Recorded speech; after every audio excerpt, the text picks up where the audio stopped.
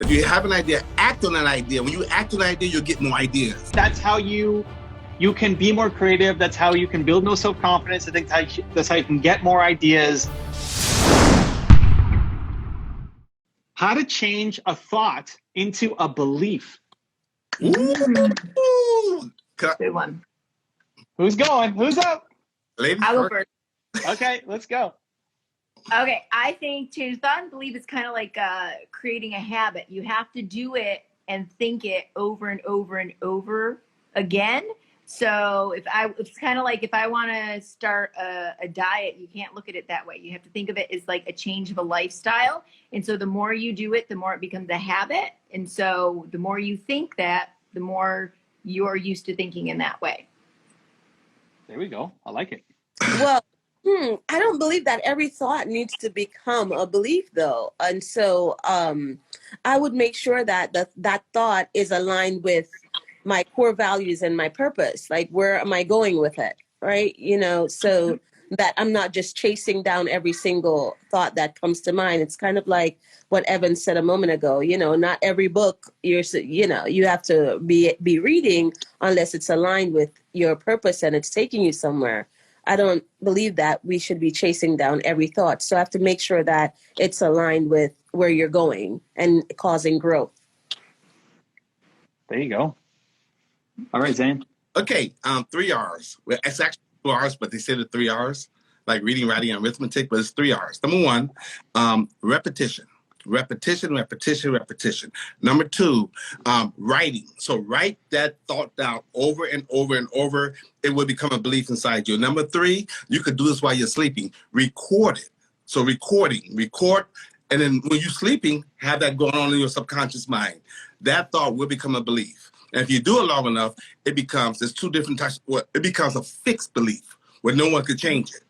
You have flexible beliefs and fixed beliefs. So if you do it long enough and hard enough, it gets so deep inside your subconscious mind, it becomes a fixed belief. Anyways, those are 3 ways. When you said 3 R's, I went to reduce, reuse, recycle. There you go.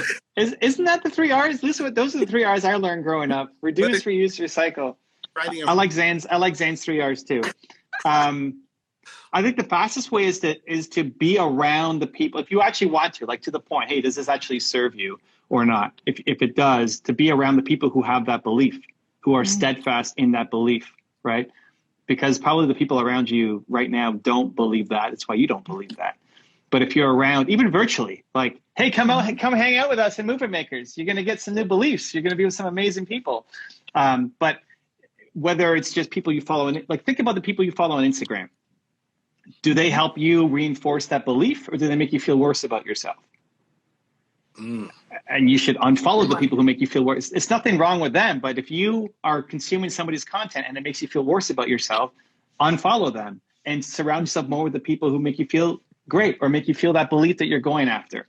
Subscribe to the channels of the people who have that belief. Read the books, go on the podcast, like however you like to learn. Have that constantly in your environment, because when that's in your environment, and these people are steadfast in it. Like, if you're hanging around me, you're going to believe more in yourself. It's just going to happen. It just has to happen. There's no, it just has to happen. Infectious. It becomes, that's it. Like, it becomes infectious. It becomes a virus for positivity. So whoever infects you in a positive way like that, like, and I love, like, the sign there, right? It says, you are powerful, beautiful, brilliant, and brave. I'm reading backwards. That's great, right? Like, if you want to feel more powerful, who are the people that make you feel more powerful? What do you need? I mean, my parents are on the wall. These are my parents. Yeah. Here, pointing the wrong way, right? Because they help me believe in myself more, right? Putting this thing on every day makes me believe in myself more, right? So the environment really, really, really, really matters. The people you surround yourself with, your habits, routines, your physical environment. I think that's the fastest way to change a thought into a belief and make it stick. Love it. I love it. That's great. Okay, what else do we got? Well, so many questions coming in. Rain Like Rain asks, how to get more ideas? How to get more ideas? How to get more? I can go first this time. I guess Evan or the guys go first this time. I don't want to get too many ideas, but I'll just give 2 quick ideas. two M's. Number one, meditation, and number two, movement makers. There you go. I was thinking M&Ms when you said two M's. Like, oh, M&Ms, they might give you ideas. Knock it down. Yeah, right. Okay, what else? I would say meditation, at least 5 minutes, because you have to give your mind that time to go. It has to be at least 5 minutes in order to get that thought flowing. And I would say exposing yourself to good content. For example, like watching Evan's videos, reading a book. That's where I would go. I absolutely agree with meditation, only that I would say visualization. I do a lot of it every day almost. And I just take a few minutes and I sit down with my purpose and I look at my goals to say, where do you want to go? Where are you going? Where are you heading? And so I sit down with those each day and just, it inspires me. And then I ask myself, what is it that I needed? What is it that I needed to keep on going? The motivation I needed to keep on going when I was 20 and thinking about leaving corporate America, when I was 30, leaving the corporate America. So I think about those two things, just visualizing and then just applying those things to my goals and my purpose. And then I strategize, identify what I want to do, I do my best to put some strategies behind that and cause it to go. I love it. Can I add one more quick one, Evan? Because you gave me an idea. You just got an idea? Yeah, but listening to people like you, I just created a framework based on what you were saying about working smarter. And if you have an idea, Rain, like, man, that's my buddy there. If you have an idea, act on that idea. When you act on an idea, you'll get more ideas. Back to Evan.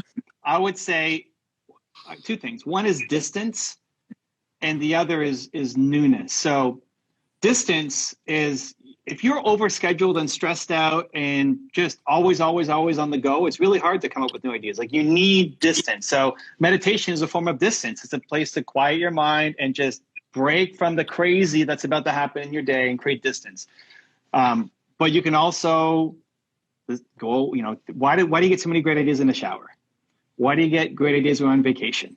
Right? It's because there's distance, because you're not just stuck in the struggle of living and building and creating. So forcing distance to make that happen, I think can be really helpful. And the second is trying new things. So if you're just repeating the same pattern over and over and over and over and over again, your brain starts to shut off. You just start living on autopilot, where I know it's hard in COVID with people kind of stuck at home. I mean, we're still in lockdown in Toronto, Canada. It's been a year and a half since I've been anywhere. A restaurant, like anything new is hard. So you go for a walk on a different road than you normally do. You watch a video that you normally wouldn't watch. Like, you challenge yourself to do something different and new, and that forces new ideas to come. Even looking at this as an example, right? Like, Christy and Grace had no idea I was going to bring them in. How nervous were you guys, or were you ladies, when I said invite? I screamed. I got so excited. I was like, woohoo! Because you made up my mind for me. I was like, do I click the join button? Do I click the join button? Do I click the join button? But you made up my mind for me. So I was like, yay! I almost the button. And I said, no, I can't do that. I almost didn't click because I'm thinking, I'm not dolled up. I'm not made up. I'm not ready. It's just, okay, let's do it, Grace. And here we are. Now you're live, right? But I think that's great. Like, I think that's how you can be more creative. That's how you can build more self-confidence. I think that's how you can get more ideas, is by doing new things. Mm-hmm. Maybe it's your first IG Live. Yeah. Being open. Yeah. Like, as soon as you say no, you're limiting creativity, limiting new ideas, at least to try it. Mm-hmm. It's like the favorite food. What's your favorite food? Well, you don't know until you've tried, sushi. I like to say, sounds gross just thinking about it. It's raw fish with seaweed and rice. It just sounds like it's not going to taste good, but you judge it. Like, just try it. If you try it and then you don't like it, okay, great. But you don't know until you try it. And so, being in the yes business, at least one, as long as it's within your code of ethics, we're not like, robbing a store or something. You know, we're not causing physical harm to anybody. It's within our code of ethics. I think being open and saying yes to things gives you more creativity, gives you more ideas as well, and takes you to some magical places. We're having this magic moment all together. It's great. Mm-hmm. If you want to see another awesome one-on-one I did with an entrepreneur just like you, check out the video right there next to me. I think you'll enjoy it. Continue to believe, and I'll see you there. Hey, who wants to join the Believe Raids? Like, who wants to do an act of kindness every day for somebody? I want to rally for peace. I want to organize for love to support the people who are just getting started.